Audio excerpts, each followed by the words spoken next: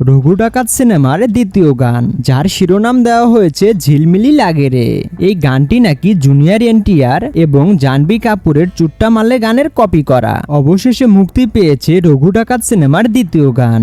ভাই রে ভাই, এটা কি ছিল? পুরাই আগুন। টলিউডের বহুল আলোকিত সিনেমা রঘু ডাকাত, যে সিনেমাতে লিড হিরো হিসেবে দেখা যাবে মেগাস্টার দেবকে ও লিড হিরোইন হিসেবে দেখা যাবে লেডি সুপারস্টার ইদিকা পালকে।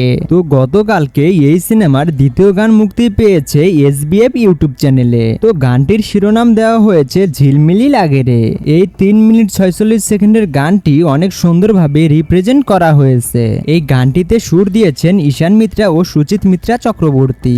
এই ঝিলমিলি লাগে রে গানটি শুনলে আপনি সাউথ বা বলিউডের মতো গানের ভাইব পাবেন, এটা কনফার্ম। এই গানটিতে অনেক সুন্দরভাবে চিত্রায়ন ও কোরিওগ্রাফি করা হয়েছে।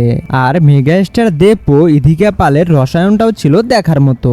সত্যি গানটা দেখলে আপনি বুঝতেই পারবেন না যে এটা টলিউডের গান। আপনার কাছে মনে হবে এটা হয়তো কোনো বলিউড বা সাউথের মতো গান। তবে নেটিজেনদের দাবি এই গানটি নাকি কপি করা। নেটিজেনরা বলছে এই গানটি জুনিয়র এনটিআর ও জাহ্নবী কাপুরের চুট্টা মারলে গানের কপি। বাট আমার যতটুকু মনে হলো কপি না।